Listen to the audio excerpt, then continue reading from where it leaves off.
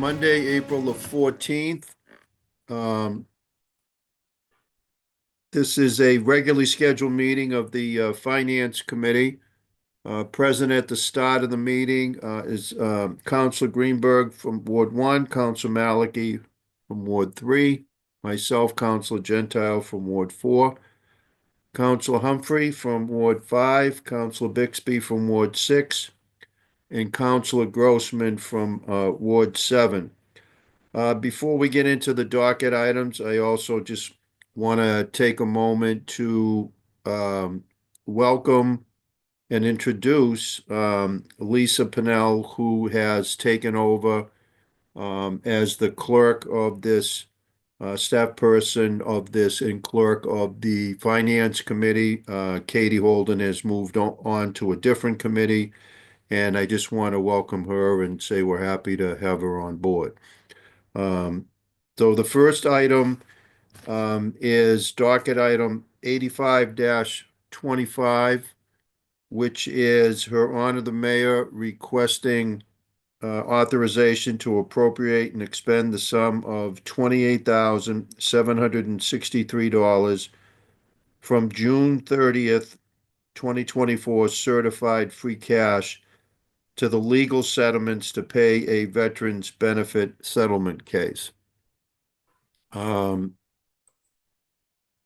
don't know if Seth is here from Veteran Services. Does anybody see him? I don't see him. Perry, what? You see I him? believe CO Yo was supposed to be speaking on this item this evening. He doesn't seem to be there, so I can talk about it if you'd like. All right. It's pretty straightforward, and before Perry even gets into it, I want to make sure that everybody understands up front, even though we're initially paying this claim, that we do get reimbursed by the state. So Perry, why don't you tell us what you know about it?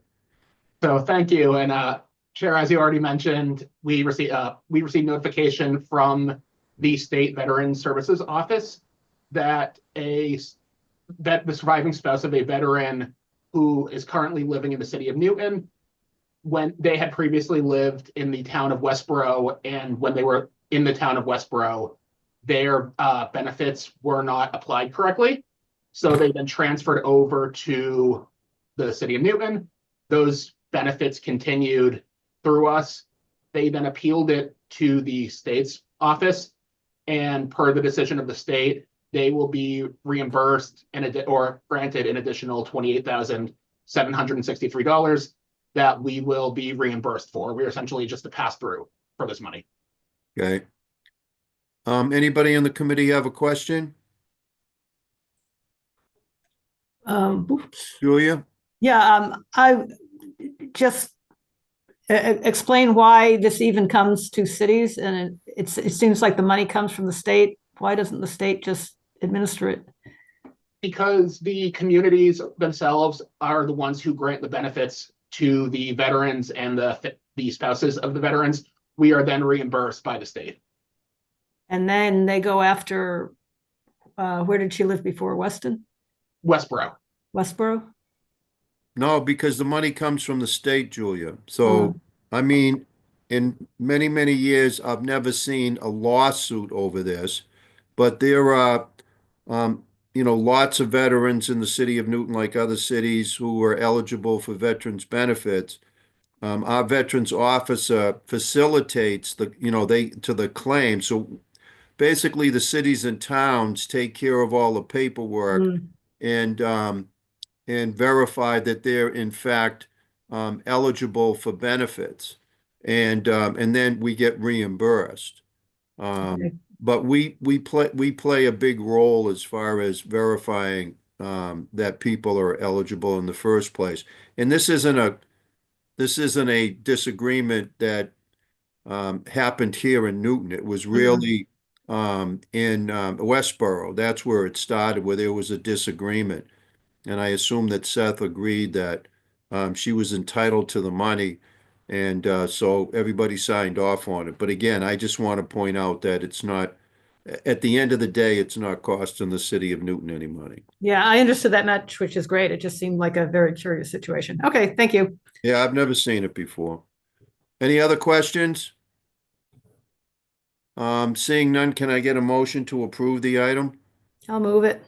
Motion's approved by Counsel Maliki. All those in favor, please say aye. Aye. Aye. Any opposed? Any abstentions?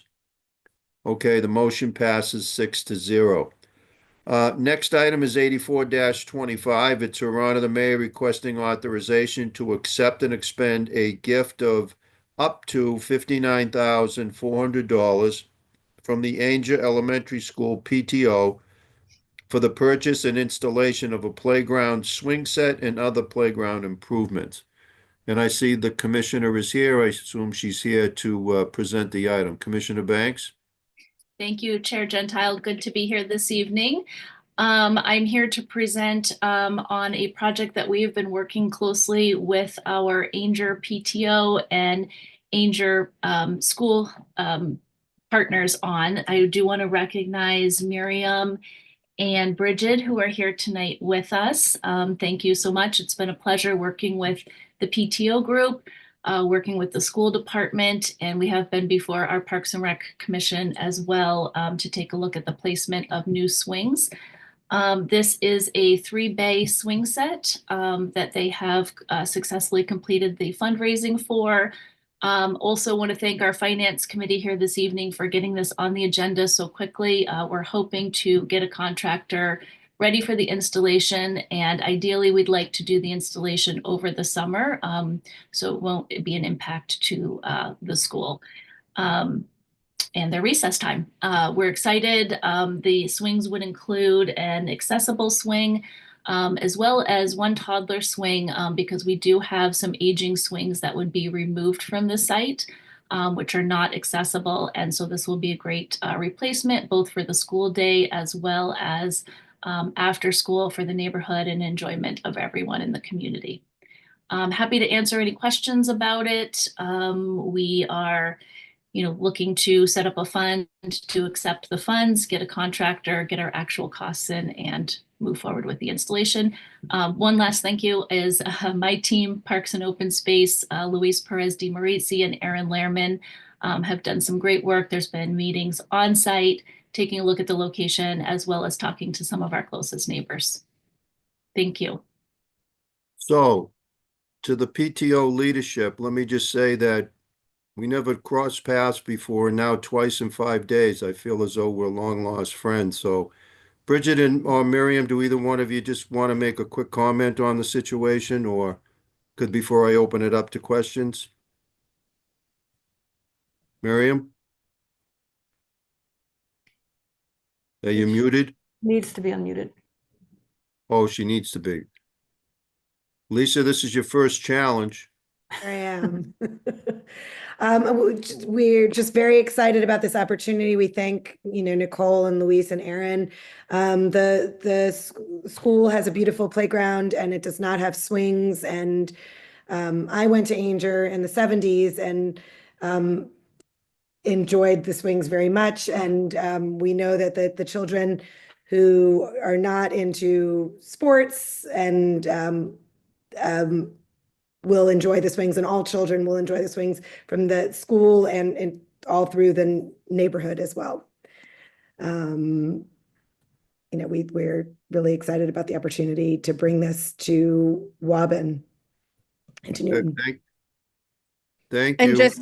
just a huge thank. This is Bridget. Just a huge thanks to Nicole and the team for really partnering with us on this project. So we're so grateful. Okay. Council Grossman, did you have a question? No, a comment. I just wanted to commend the Ainger PTO on an incredible fundraising sum, and also just recognize Commissioner Banks and her team. I've this year had reason to dig in a little bit to our playground situation, specifically with respect to our school properties and our regular budget for playground improvements citywide without additional funds like this, or, if we're rebuilding a school and that's part of a bigger bucket of money, is $150,000 a year, which goes nowhere. I mean, Commissioner Banks and I have talked about it, and essentially you can fill some surfaces that need replacing, which is like the very base level of what so many of our playgrounds need. And Commissioner, maybe you can remind me how many playground properties we have. It's like 67 or something like that. It is 66, 67. We've added a couple. 66. Deleted a couple. Yeah. I'm glad you've mentioned it. The PTOs and this fundraising effort is amazing. We're often searching for funding and ways to do this. As many of you know, on the city council, we've really worked on our athletic fields, we've worked on our courts, and our department's really excited to work on playgrounds in this coming year. When we do our budget presentation, I can talk about it a little bit, but we're getting ready to put together a request to our CPC for CPA funding, and really hoping to get the support and work together, as a community to try to upgrade some more of the playgrounds. But we have been doing them as we can, and when funds are available, it's always great to have that partnership and get something successful done. Yeah, well, this is no joke of an amount of money. So congratulations. And it really is a service, not just to the kids of Ainger, but to the whole community. And I know my children play sports at Ainger, and on off hours of the school, use the playgrounds at all of our different elementary schools. Imagine Councilor Humphrey may want to move it, but if not, I'm happy to. Thanks. Okay, let me first see if there is anyone else that has a question or a comment. Okay, I would be Seeing none. very happy to move approval. okay. Motion to approve is made by Council Humphrey. All those in favor, please say aye. Aye. Aye. Opposed? Abstentions? The item is approved 6-0. Thank you, folks. The last item is 88-25. It's the comptroller transmitting the annual comprehensive financial report and external audit reports for fiscal year ending June the 30th, 2024 for city council review and acceptance. And what I want to do is just at this point, first I want to thank Council Maliki, who has been running the audit subcommittee. I also am not sure if there is anybody here from the subcommittee, but if they are, I want to thank them for all the time that they have put in doing this very important work, and getting up early to get to these meetings because they're held, I believe they're still held first thing in the morning. So I want to express appreciation to them. And then I will turn it over to Julia so that she can introduce the head of the team from Clifton Larson and Allen, who are our auditors. Julia, go right ahead.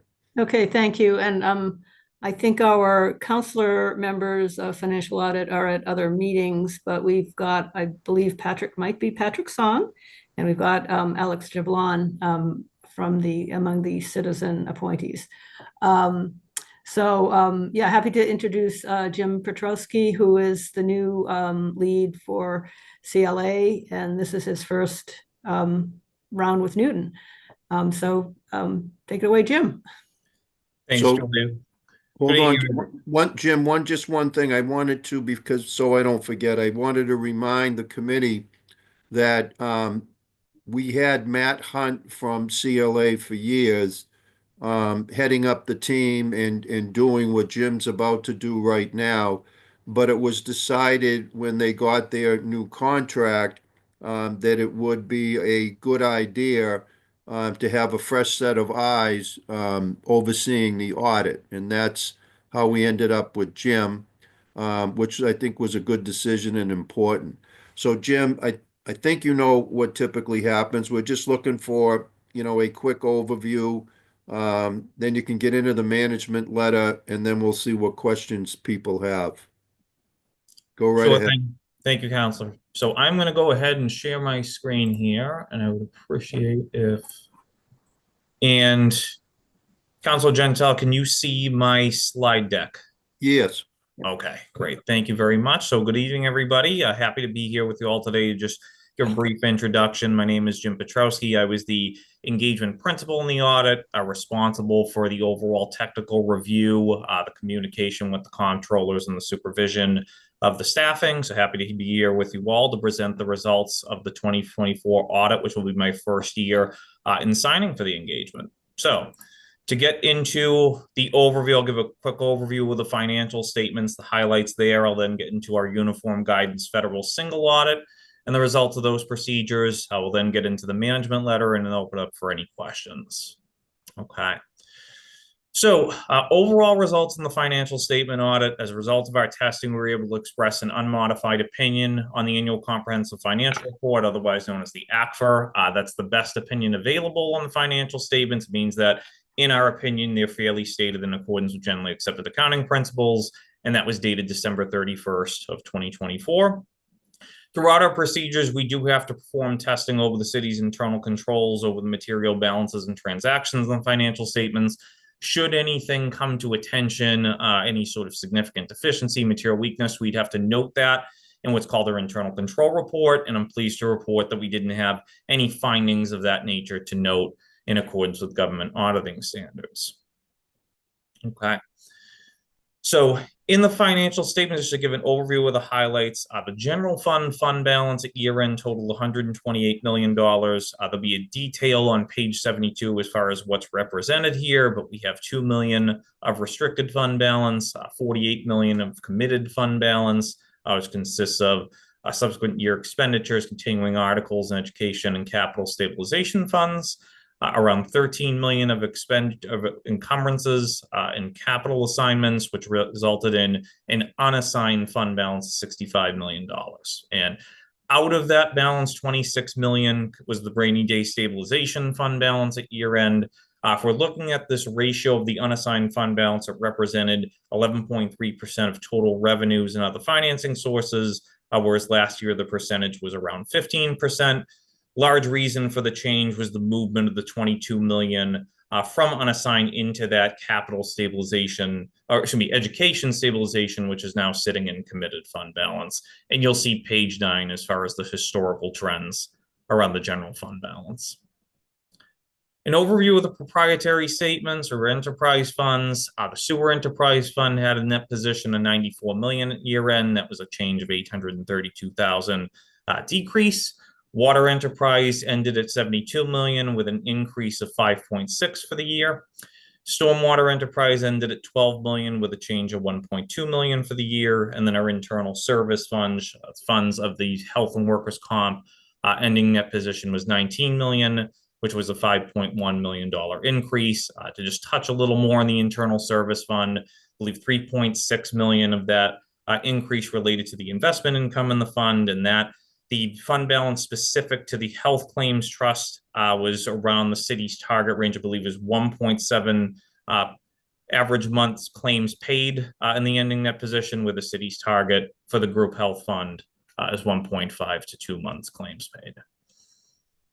Okay. And then our fiduciary funds, we have our pension and our OPEB trust funds. The pension trust at year end was $531 million. The change this year was $57.4 million. What we saw here was a significant increase in the investment performance, whereas you had a comparable decrease of investment income in 2023 and 2024 resulted in a $57.4 million increase, considering the market conditions. And last, if we compare it, the net pension liability at year end was $305 million. This is a decrease of around $16 million from the prior year. Again, we can attribute that to the increased investment performance, whereas last year we had those investment losses.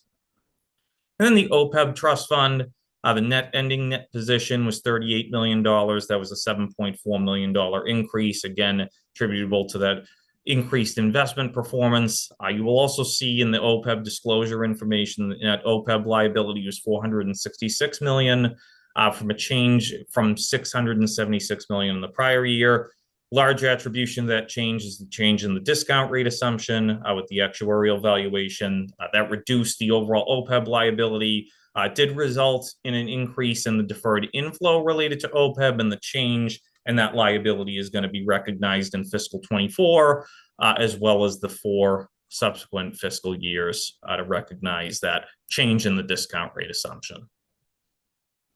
Okay. So to get into the single audit results, this year, federal expenditures totaled $25.2 million.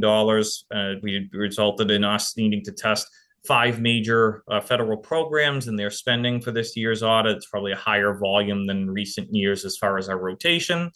So this year, as a result of our testing, we were able to express unmodified compliance opinions on the Community Development Grant Program, the Home Investment Partnerships, the Coronavirus State and Local Fiscal Recovery Fund, and the Medicaid program. We did have to report a qualified opinion on the Child Nutrition Cluster, which is your school lunch program. I'll give a little more detail as far as the finding that resulted in that opinion in the subsequent slide. So the single audit findings, there were 5 to report this year in our testing. First, with the suspension and debarment over the Coronavirus State and Local Fiscal Recovery Fund, we tested the transactions that were subject to suspension and debarment requirements. 1 out of the 8 that we tested did not undergo a suspension and debarment check in accordance with federal guidelines. Finding 2024-02 is the finding which resulted in the Child Nutrition Cluster qualified opinion. When we looked at it, essentially what we found is in our sample of claims, the claims that were submitted for reimbursement to the state did not match the meal counts on record with the Nutritional Services Office.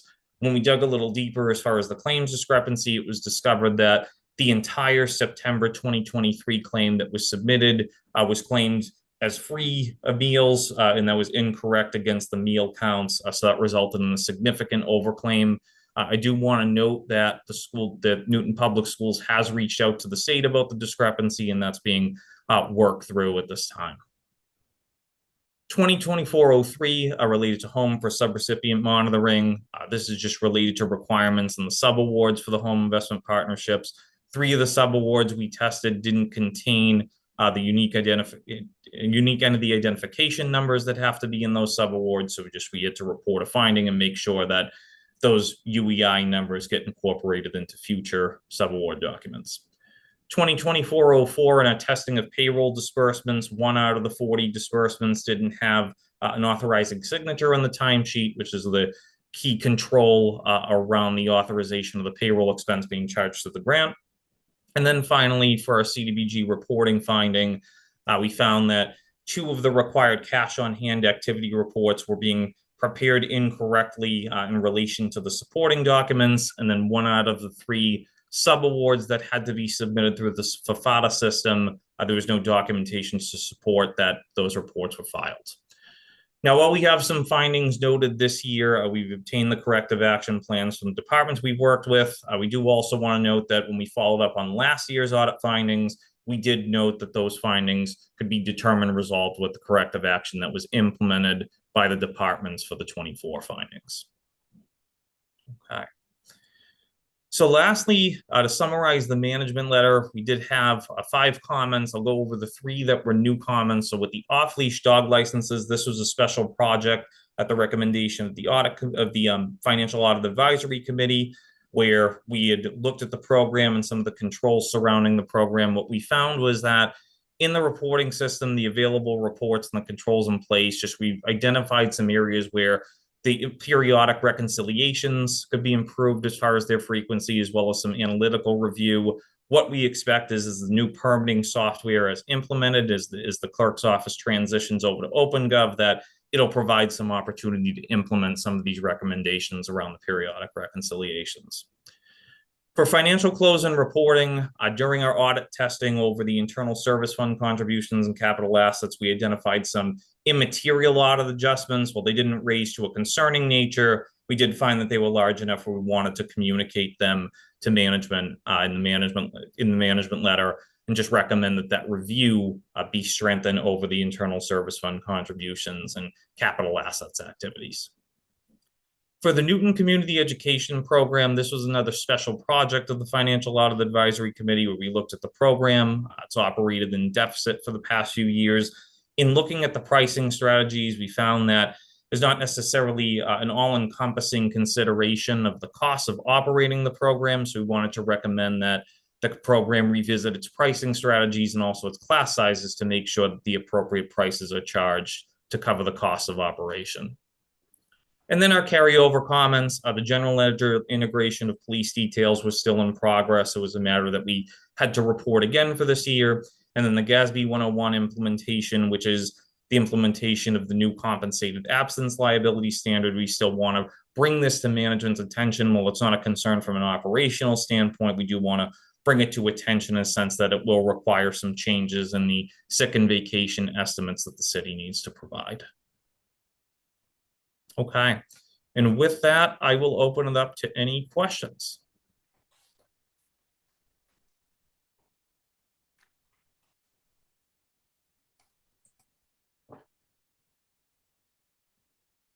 Looks like. All right, Jim, thank you.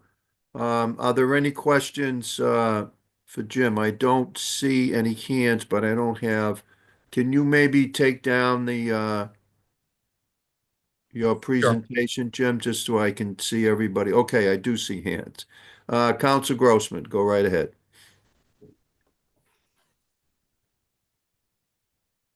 Thank you, Mr. Chair. I wanted to ask Mr. Petrowski, you touched on the various cash balances that we have, and you dug into our unrestricted fund balance, some of which was the rainy day fund. Can you remind me the balance that is unrestricted, which is not accounted for by the rainy day fund? I will see, I have the deck over to the side here because it really is just the net of the rainy day and the total unassigned. So I could probably just calculate that out. So it would be around 40 million. And can you take a minute and just dig in a little bit so that we can all better understand what exactly that 40 million represents? And what I'm essentially trying to ask you is how healthy a balance that is relative to what is typical in other communities and relative to our history. Sure. So essentially the other term for the unassigned fund balance at year end, typically the term you would hear is free cash, which is the amount available to appropriate at year end. When we look at it, you have that stabilization that has to be considered as part of that, because essentially that can be used for any general purpose that would be appropriated by the city council and the mayor. Essentially, that's the amount that's available to be used for government services, really at the discretion of the city council and of the mayor. So when we look at that, as far as the overall ratio of how that can be used for government services, the two ratios here provided the 11.3% of the revenues and other financing sources. Typically, when we look at the comparison, it's done on a basis of the unassigned fund balance compared to the expenditures and other financing uses. So it looks at it from a spending perspective. I would say that if you're looking at the 11.3% of the total revenues, it's probably a little lower than a typical ratio we'd see, especially in the recent years due to the pandemic, some of the increases that we've seen with the real estate, personal property taxes, investment income. With that said, however, it's not generally recommended to try to build that unassigned fund balance up. It should be used for government services throughout the operation of the city. So a healthy ratio that's recommended there is typically what the rating agencies recommend is typically between 15 and 35% of the expenditures and transfers out. The GFOA also has a guideline of around 18% for that fund balance to maintain. So not too far off from the city's perspective, and not something that would be concerning based on what we're seeing here. Okay, and then relative to our fiscal year, where currently we have approximately 13 million of free cash, as I understand it, that was certified at the last September or so, and has yet to be appropriated minus what will pass through from our first docket item tonight of 27,000 or so. Does that balance represent cash? The balance the unrestricted balance, does that represent cash that is around in the city sort of above and beyond what we're working with for fiscal year free cash? Or is it because we're looking at different moments in time that those numbers are not the same thing? Okay, so could you refresh me? You said it was 13 million of certified free cash? Well, we had maybe our comptroller can help me out. We had a larger number of free cash that was certified in the fall, and we've appropriated some amount of that. My understanding is we have approximately 13 million of free cash that was certified in the fall that our mayor has not yet appropriated and the city council hasn't voted on. And I guess what I'm really driving at is that the sum total of the free cash that's around, or are there other balances of cash and accounts the city council doesn't see that are available for government services? Before Jim answers, I can clarify the free cash. So 23.6 million was certified October 1st. The mayor has appropriated about 10.7 million. So there is currently 12.9 million that remains unappropriated free cash. I can go further, but unless Jim wanted to take kind of where the 40 down to 23 goes. If you want to take the first pass, Steve, and I could fill in, just because there's going to be differences between the figures here and the gap balances versus what you might have for the DOR reporting. Sure. So the undesignated fund balance, which is the number Jim's referring to, about 39-40 million, that is the starting number for the city's free cash calculation.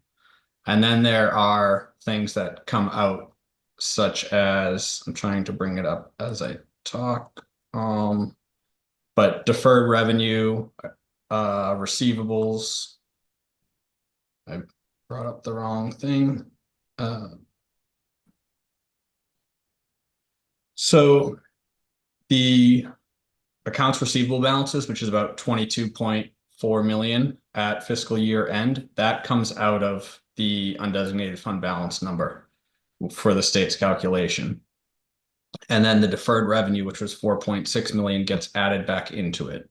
So that's a net of about 17.8 that comes off. And then you're subtracting every deficit in any other fund. So ultimately, the general fund is responsible for deficits in other funds. And that may sound alarming, but a deficit in another fund is, say, the Title I grant gets $100,000 award. When they're awarded that grant, they can spend the money, but the state may not have given us all $100,000 yet. So they may have given us 20,000. We fully expended the grant for 100,000. So at fiscal year end, there's an $80,000 deficit in the grant, but that's just a timing issue because we haven't received the rest of the money from the state. And so every year there's roughly somewhere between $600,000 and $800,000 or $900,000 across all grants in the city and school. But there's that deficit this year. That money comes in next year, so that goes away, and then you're basically rebooking the same deficits for a new range. So ultimately, those wash each other year over year. But that's the free cash calculation in as simple of terms as I could try to clarify. So let me just jump in for a minute. But to Councilor Grossman's question, I think, and to keep it simple, I think what she was trying to figure out is how much, quote, free cash do we have on hand right now that we could spend? And I believe that figure is in the $13 million range. 12.9. 12.9. What's 100,000? All right. So, I mean, is that what you were trying to get at? And I think you were trying to see if there were other areas that could, be considered like free cash. And I don't really think that there are right now. At the end of the fiscal year, the answer is yes, but not right now. That is essentially what I was driving at. I mean, I've been surprised on other occasions in my time on the council with different pockets of cash that were around that I didn't really understand that we had. So that was really the purpose of the question. My last question, and then I'm done, is Mr. Petrowski, do you have an opinion or a sense of how healthy you feel our pension balances are vis-a-vis other communities that you work with? Sure. So I'm going to pull up the ratios, and I apologize for not having these readily available on hand, but I do have some figures or as a benchmark that I can do some comparison. I'm just pulling up your funded ratios as we speak. So if we look at it as far as the pension liability of the system, where your ratio at year end was 63.27%, a figure you could compare that to at the state level across the 50 states and their survey, you're looking at around 80% of a ratio. While 63% isn't necessarily concerning, compared to other communities, I would say that that's probably on the lower side to what we see. Not necessarily concerning at all, but something where we're not really the state average and lower in comparison to other communities. I'm going to pull the OPEB up as well, because the OPEB would be expected to be lower. Yeah, and a question about the OPEB while you're answering that is, in your Sure. opinion, what is the goal for OPEB? I sort of have come to understand over the years that 100% funding of OPEB isn't necessarily a healthy goal for a city's functioning. Right. So to put it in comparison with the overall average, the 7.61 is right around the state average of 8%. So from there, in considering it with the other municipalities that we work with, the 7.6, at least there's this initial funding of the liability. So this is something where it's another one we wouldn't necessarily be concerned about, and you're more aligned with the average we would typically see from an OPEB plan. To your point, as far as the funding of the OPEB plans, it's an interesting thought, because ideally, yes, eventually you will get to a fully funded OPEB liability, but the resources that are required to do that could be significant, especially in the city's case. So where if you were going to fund it too far in advance, you may not be able to, or be able to conduct other operations. So that's, I think, as far as how that all balances out, it's probably a question for the actuary in terms of what they could provide as far as recommendations. But as far as the city's specific ratios, there's not necessarily anything that's immediately concerning or out of line with some of the other trends we encounter. And that full funding, we've seen a couple of situations where specific systems have met the total they actually carry in pension asset on the financial statements. What we'll see, though, is just because you have those actuarial changes occurring year to year, it's usually not the case where it's fully funded for that long of a time, just because you can get the swings in investment income, you could get the swings with experience. There's usually going to be an appropriation to pay even after those types of liabilities are fully funded. Thank you.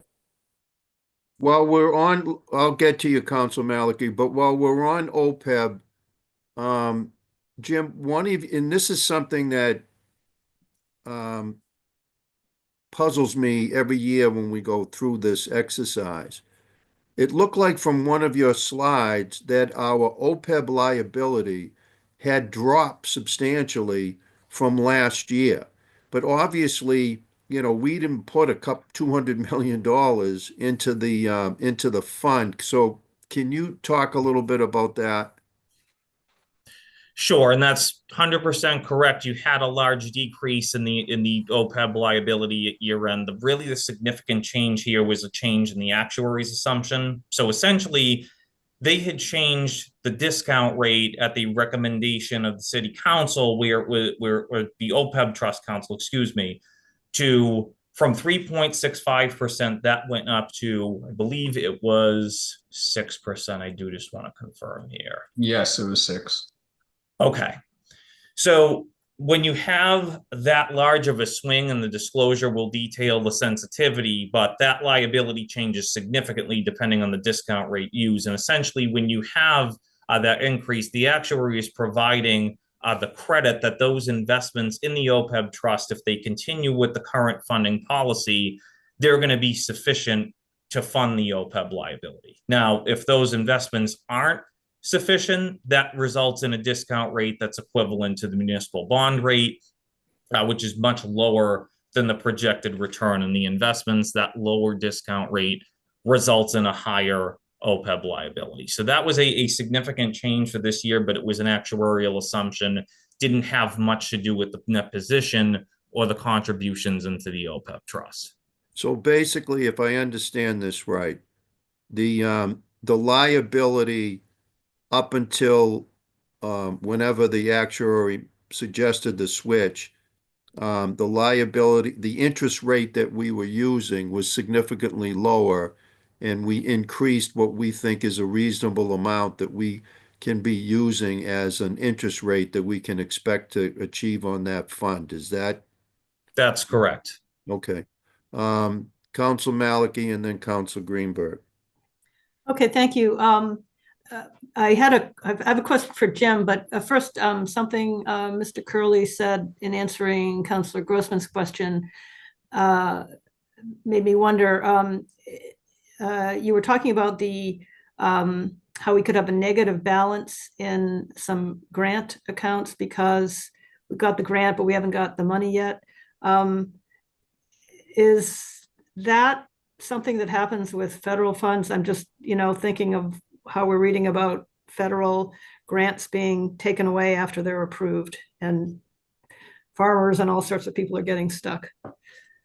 Yes. So what I was talking about were both state and federal grants for both city and school. It's always has been a timing thing. I know there is concern that some federal monies may go away. We haven't really received any information to date to think that that is actually going to happen. But it is something that we have been monitoring. Okay. All right. Fingers crossed, I guess. And for Jim, and I guess this is for Steve too, this sort of perpetual carryover item on the integration of the police detail accounting system with Munis at this point. It seems like a big change in the comment from last year that it was expected to be done within a year, and now it's still not done. And there's this new uncertainty about whether it's a collective bargaining item. So first of all, is the vendor that we're working with, is it the same vendor that was mentioned, I guess in last year's management letter, Delphi? Or did something change with that? To the best of my knowledge, it is still Delphi. Delphi is a very small company. It's either one or two people. Oh. And last year, things were going well, and there was some sort of personal, I don't know if it was medical or what it was, with the individual. So everything came to a screeching halt for a while. Okay. And I heard that there was some sort of collective bargaining conversation that also kind of froze it when we got to that point, and I don't know the outcome of that at this stage. For Jim, I mean, it seems like the police detail item is going back. It's been in management letters. It never goes away. It never goes away, Since Counselor. 2014 or before. Am I crazy thinking that's crazy, or is that not so weird? And should we be worried about it?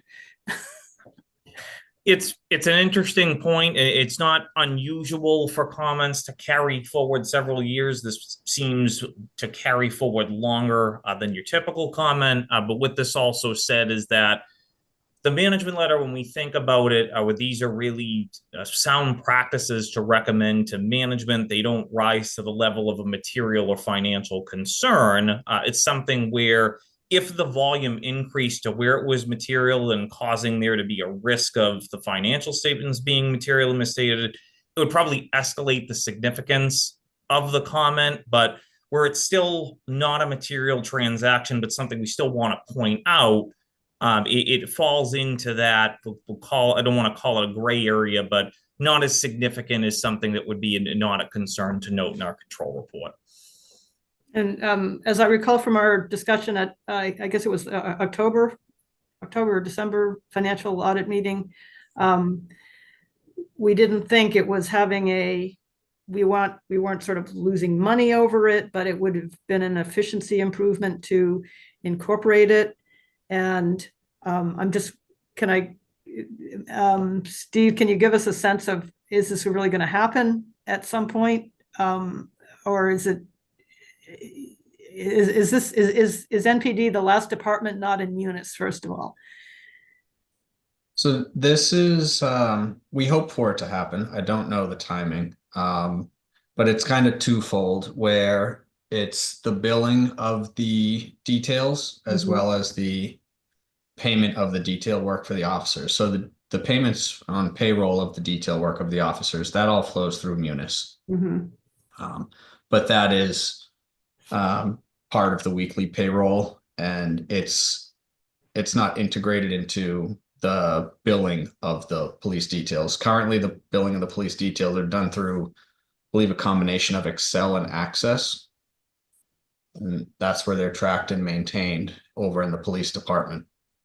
And I get monthly reports from the clerk in police that does that. But I wish I had a better answer on timing and reality of this happening anytime soon, but at this stage I don't. Julia, before we leave that, because that comment jumped out at me also, so I was going to ask the same thing. But what I don't understand is, all we're trying to do is set up a system to make sure that people are getting, the people that are paying some of these details are being charged correctly, and that the folks that are working them are getting paid properly. Why? What is the reference to collective bargaining? Why would this be a collective bargaining issue? Does anybody know? I mean, it was in the management letter. Do you know, Jim, why it's a collective bargaining issue? I thought that was something that had come up in 24. I'm not 100% sure as to the Oh, yeah. collective bargaining in fact. Okay. Are you all set, Julia? You have something else? Yeah, I think that's basically it. I mean, maybe you can, Steve, follow up with us on how this is going, because it kind of feels like, you know, this aspect of the details, it's like they're still using typewriters and the rest of the world has gone on to computers or something. And it doesn't seem to be like, it doesn't sound like, have there been any major problems in switching over the other departments that would cause anyone to think, oh, this is a hardship to do the new system that we should get something in exchange for? I will follow up with you. We have integrated several departments' general billing pieces into Munis, and they have all worked well, which the police detail billing is essentially a type of general billing. There were concerns about calculations and hours and how it works with the police officers, because it's two-part, where we wouldn't just be bringing in to create a bill, because we have that, we've been doing it through Access, creating the bills, and we don't want to just bring one piece over and still leave the other piece off. So this, excuse me, this vendor is supposed to be fully integrating it, where both pieces communicate together. So But yeah, work has resumed after that period when it was stalled? I believe so, from the conversations back in, would have been November, December, when the management letter responses, probably end of December. I don't know if any significant progress has been made. So I will follow up, and I can send an email. Okay, thank you. I will stop nagging for the time being. Thank you. Council Bixby. Oh, no, excuse me, Council Greenberg. You had your hand up I first. did. I'm Thank sorry. you. Thank you, Chair. Mr. Petrosky, when discussing the funding of the pension, I was curious why it's always important to mention how the ratios compare to other local communities. Why is that so important to compare that when, if we have a plan in place and an end date when it'll be fully funded, why is it so important to be in line with other communities? I appreciate the question, Counselor. That was not what I was trying to convey. It was actually asked of the question as to how it compares to other communities. So as far as that relation to other communities, that's not anything that's disclosed in the financial statements. There's requirements of GASB to show the sensitivity detail, the funded ratio detail, but I did not intend to emphasize the importance of the comparison to other communities. So that certainly wasn't the intent of answering that question. It's just that it has been presented to us, to the city council, during the budget season, and I'm always curious why it's important that that be shown to us. So as long as we have a plan in place, I'm not sure why it's important. Thank you. Council Bixby. Thanks. So I had some questions. I haven't had quite as much time as I'd like with all 185 pages of the comprehensive report, but I was looking at page 24 and 25 with sort of the overall budget growth. And this is also a topic of conversation right now, I think, and something that people are interested in understanding a little better. So I was wondering if you could sort of help us understand the different growth numbers. We have it's 24, 25 in the PDF. I guess it's actually 10 in the report. There's 3.5% for the property tax increase. There's 5.5% for, can you help us understand these different areas of sort of both budget increase in terms of revenue and expenditures? Sure. Is there a particular figure you were interested in, or Well, I think similar to the last question, we're often kind of, the discussion is that the city's budget grows by 3.5% because our property taxes can grow by that amount, and it's such a large piece. But it's looking to me like our total revenues grew by 5.1% overall, and our expenditures grew by 5.5%.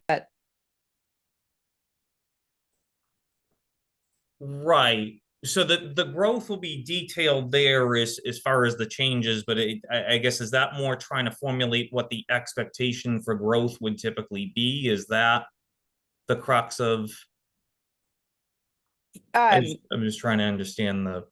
Yes, and what the actual number is. Okay.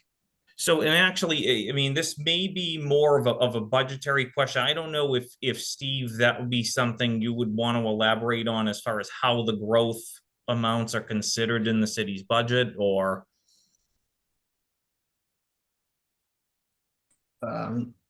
I don't do the budgeting aspect of it, but I think one of the major reasons you see, so property taxes, they're allowed to go up 2.5%, which is Prop 2.5, and then new growth, which between the two of those, that typically does come out to around 3.5%.